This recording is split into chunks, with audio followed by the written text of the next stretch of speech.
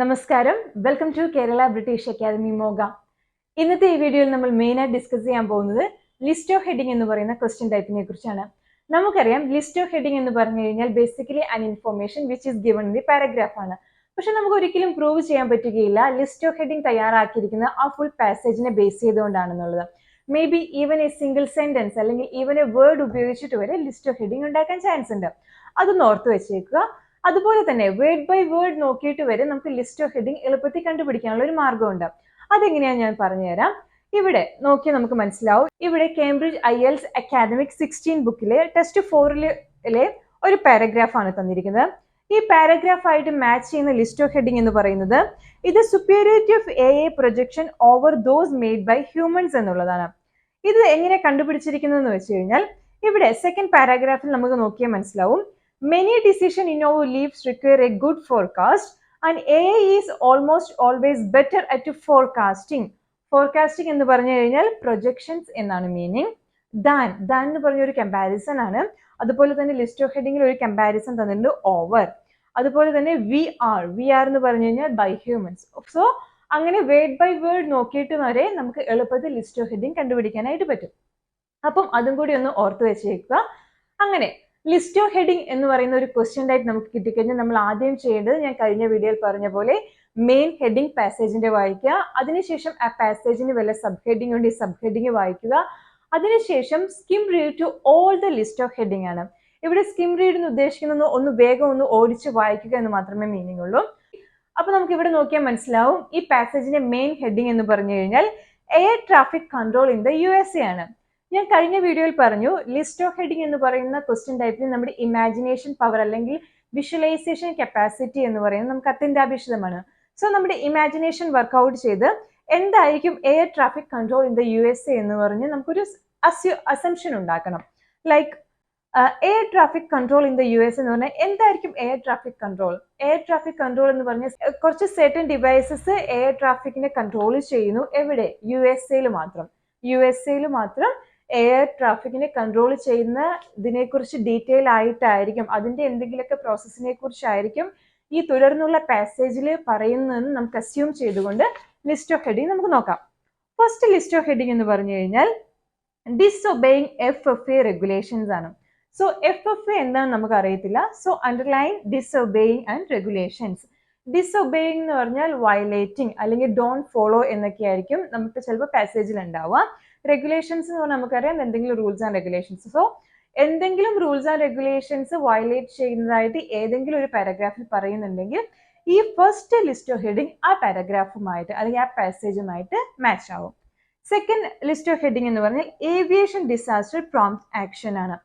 Aviation disaster എന്ന് പറഞ്ഞാൽ എന്തായിരിക്കും? ഒബ്വിയസ്ലി അതൊരു ആക്സിഡന്റ് ആയിരിക്കും. ആകാശത്ത് നടന്ന എന്തെങ്കിലും ഒരു ആക്സിഡന്റ് ആയിരിക്കും. അത് ഒബ്വിയസ്ലി എന്തായിരിക്കും? പ്ലെയിൻ ക്രാഷ് അല്ലെങ്കിൽ ഹെലികോപ്റ്റർ ക്രാഷ് അങ്ങനത്തെ എന്തെങ്കിലും ആയിരിക്കും. അതിനുശേഷം അവരൊരു ഇമ്മീഡിയറ്റ് ആക്ഷൻ എടുത്തു. ഒരു ആക്സിഡന്റിന് ശേഷം എന്തോ ഒരു ഇമ്മീഡിയറ്റ് ആക്ഷൻ അവരെടുത്തു. അങ്ങനെ എന്തെങ്കിലും ഒരു പാരഗ്രാഫിൽ പറയുന്നുണ്ടെങ്കിൽ obviously second list of heading ആ പാരഗ്രാഫുമായിട്ട് യോജിക്കും.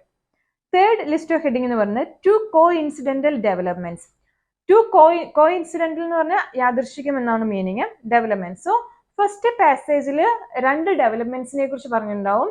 ചിലപ്പം അതിനുശേഷം അത് യാദൃശ്ചികമാണെന്നും കൂടി പറഞ്ഞിട്ടുണ്ടാവും. സോ 2 ഡെവലപ്മെന്റ്സിനെ കുറിച്ച് പറഞ്ഞിട്ടുണ്ടാവും, അത് യാദൃശ്ചികമാണെന്നും കൂടി പറഞ്ഞിട്ടുണ്ടെങ്കിൽ ഒബ്വിയസ്ലി ആ പാസേജ് ആയിട്ട് മാച്ച് ചെയ്യുന്ന ലിസ്റ്റ് ഓഫ് ഹെഡിങ് ആയിരിക്കും മൂന്നാമത്തെ എന്ന് പറയുന്നത്. ഫോർ എക്സാമ്പിൾ നമ്മളിപ്പോൾ മാർക്കറ്റിൽ പോവാണ്.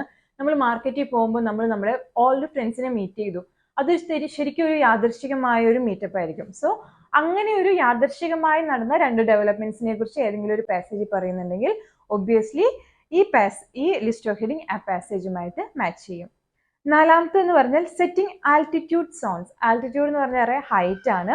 സോൺസ് എന്ന് പറഞ്ഞാൽ ലൈക്ക് 100 meters to 200 meters അല്ലെങ്കിൽ 200 meters to 300 meters അങ്ങനെ ഹൈറ്റിനെ ഓരോ സോൺ ആയിട്ട് സെറ്റ് ചെയ്യുന്നതായിരിക്കും ഈ ലിസ്റ്റ് ഓഫ് ഹെഡിങ് ആയിട്ട് മാച്ച് ചെയ്യുന്ന പാസേജ് എന്ന് പറയുന്നത്.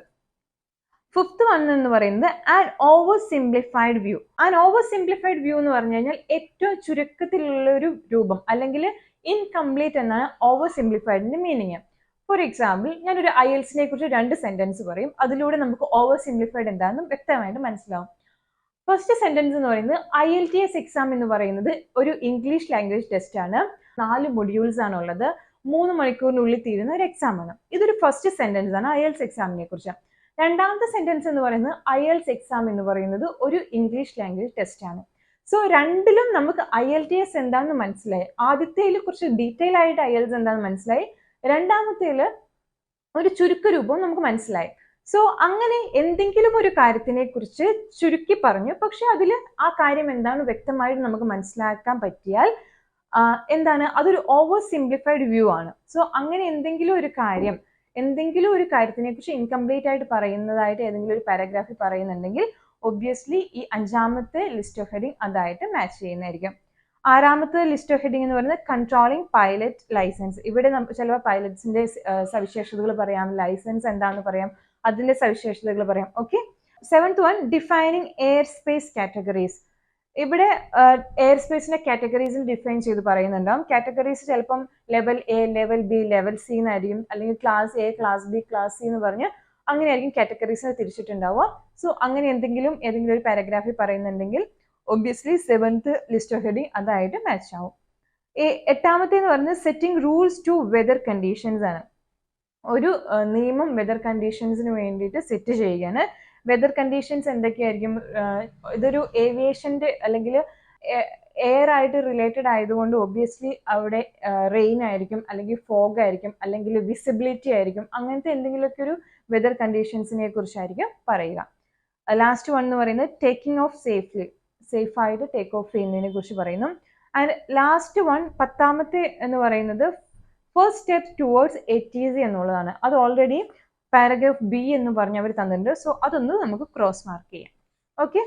സോ ഇതെല്ലാം നമുക്കൊന്ന് ജസ്റ്റ് മനസ്സിൽ വെച്ച് നമ്മുടെ ഫസ്റ്റ് പാരഗ്രാഫ് നമുക്ക് നോക്കാം. ഫസ്റ്റ് പാരഗ്രാഫ് എ എന്ന് പറയുന്നത് an accident that occurred in the skies. Yes, ഇവിടെ തന്നെ ഒരു ക്ലൂ ഉണ്ട്. ഇത് വായിച്ചപ്പോൾ തന്നെ ഏതാ ലിസ്റ്റ് ഓഫ് ഹെഡിംഗ് എന്ന് മനസ്സിലായ ഒരു comment below. Okay. So an accident that occurred in the skies over the Grand Canyon in 1956 resulted in the establishment of Federal Aviation Administrator to regulate and oversee the operation of aircraft like that. Okay. An accident that occurred in the skies. അതെന്തായിരിക്കും? ഒരു disaster ആയിരിക്കും, അല്ലെങ്കിൽ aviation disaster ആണ്. So അതിനുശേഷം അതിനുശേഷം എന്ത് വന്നു?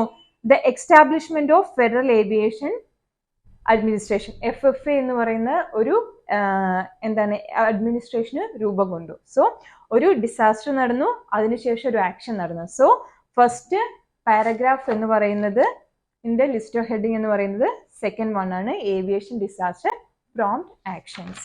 Okay, മനസ്സിലായി എന്ന് വിചാരിക്കുന്നു. ബി എന്ന് പറയുന്നത് ഓൾറെഡി ഇവിടെ മെൻഷൻ ചെയ്തിട്ടുണ്ട്. സി എന്ന് പറയുന്നത് in the 1940s ATC centers could and did take advantage of the newly developed radar. Okay, newly developed radar ഒരു ഡെവലപ്മെന്റ് ആണ്. ഓക്കെ, നോട്ട് ചെയ്യാം. ന്യൂലി ഡെവലപ്ഡ് റഡാർ എന്ന് പറഞ്ഞാൽ ഒരു ഡെവലപ്മെന്റ് ആണ്. ആൻഡ് ഇംപ്രൂവ്ഡ് റേഡിയോ കമ്മ്യൂണിക്കേഷൻ അടുത്ത ഒരു ഡെവലപ്മെന്റ് ആണ്. സോ രണ്ട് ഡെവലപ്മെന്റ് പറഞ്ഞു. അപ്പൊ തന്നെ നമുക്ക് മനസ്സിലായി ഏകദേശം ഏത് ലിസ്റ്റ് ഓഫ് ഹെഡിങ് ആയിട്ടാണ് മാച്ച് ചെയ്യുന്നത്. പക്ഷെ അവിടെ എന്താണ്, യാദൃശ്ചികമായിട്ടാണോ അല്ലെങ്കിൽ കോ ഇൻസിഡന്റൽ ആയിട്ടാണോ ഈ ഡെവലപ്മെന്റ്സ് നടന്നതെന്ന് പറയുന്നില്ല. നമുക്ക് ബാക്കിയും കൂടി വേഗം ഒന്ന് വായിച്ചു നോക്കാം. Brought about by the Second World War, but the system remained rudimentary. It was only after the creation of FFA that full-scale regulation of America's airspace took place, and this was fortuitous. Fortuitous എന്ന് പറഞ്ഞു കഴിഞ്ഞാൽ യാദൃശ്ചികം എന്നാണ് meaning. So രണ്ട് developments യാദൃശ്ചികമായി നടന്നു എന്ന് ഇവിടെ പറയുന്നുണ്ട്. So C എന്ന് പറയുന്നത് തേർഡ് ലിസ്റ്റ് ഓഫ് ഹെഡിങ് ആണ്, 2 കോഇൻസിഡന്റൽ ഡെവലപ്മെന്റ്സ്. മനസ്സിലാവുന്നുണ്ടെന്ന് ഞാൻ വിചാരിക്കുന്നു. നെക്സ്റ്റ് ഡി എന്ന് പറയുന്നത് many people think that ATC consist of a row of controllers sitting in front of the radar screens at the nation's airports telling arriving and departing traffic what to do. This is a very incomplete means oversimplified part of the picture means view. Obviously D paragraph എന്ന് പറയുന്നത് an oversimplified view എന്ന list of heading ആണ്. മനസ്സിലാവുന്നുണ്ട് വിചാരിക്കുന്നു. ഇത് എങ്ങനെയാണ് list of heading means കണ്ടുപിടിക്കേണ്ടതെന്ന് മനസ്സിലാവുന്നുണ്ടെന്ന് ഞാൻ വിചാരിക്കുന്നു. സോ നമുക്കിനി പാരഗ്രാഫ് ഇ നോക്കാം. പാരഗ്രാഫ് ഇ എന്ന് പറയുന്നത് to meet this challenge the following elements were put into effect. First, ATC extend over virtually the entire United States. In general, from 365 meters and above the ground and higher. Okay, ഇവിടെ ഒരു സോണിനെ കുറിച്ച് പറയുന്നുണ്ട്. 365 meters എന്ന് പറഞ്ഞാൽ ഒരു height ആണ്. അത് zones ആയിട്ട് ഗ്രൗണ്ട് ടു ഹയർ എന്ന് പറയുന്നുണ്ട്. ബാക്കി കൂടെ നമുക്ക് നോക്കാം. The entire country is blanketed by controlled airspace in certain areas, mainly near airports. Control like that. Yes, control the airspace extended down to 250 meters above the ground. Okay, ഇവിടെ രണ്ടിടത്തും ഹൈറ്റിന്റെ സോൺസിനെ കുറിച്ച് പറയുന്നുണ്ട്. സോ ഒബ്വിയസ്ലി ഇതെന്ന് പറയുന്നത് setting altitude zones എന്നുള്ളതാണ്.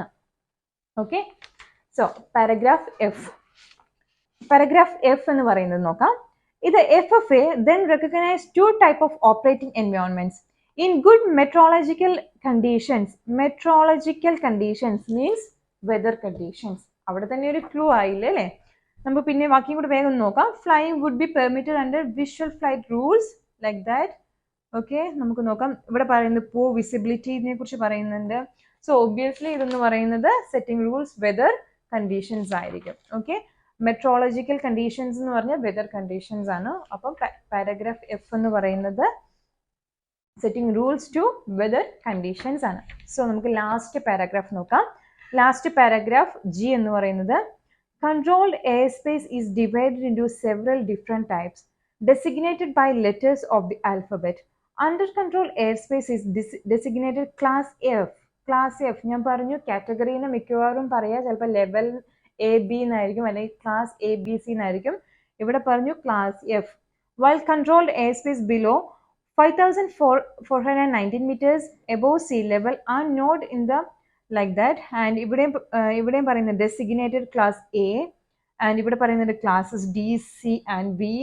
Obviously paragraph G എന്ന് പറയുന്നത് defining air space categories ആയിരിക്കും. സോ ഇങ്ങനെ വേർഡ് ബൈ വേർഡ് അല്ലെങ്കിൽ നമ്മുടെ ഇമാജിനേഷൻ യൂസ് ചെയ്ത് കണ്ടുപിടിക്കാൻ പറ്റിയ വളരെ എളുപ്പമുള്ള ഒരു മെത്തേഡാണ് ലിസ്റ്റ് ഓഫ് ഹെഡിങ്ങിൽ ഇപ്പോൾ ഞാൻ പറഞ്ഞത്. സോ എല്ലാവർക്കും ഇത് മനസ്സിലായി എന്ന് വിചാരിക്കുന്നു. കൂടുതൽ വിവരങ്ങൾക്കും ഓൺലൈൻ ക്ലാസ്സസിനുമായി താഴെ കാണുന്ന നമ്പറിൽ ബന്ധപ്പെടുക. അടുത്ത വീഡിയോ ആയിട്ട് വീണ്ടും കാണാം. താങ്ക്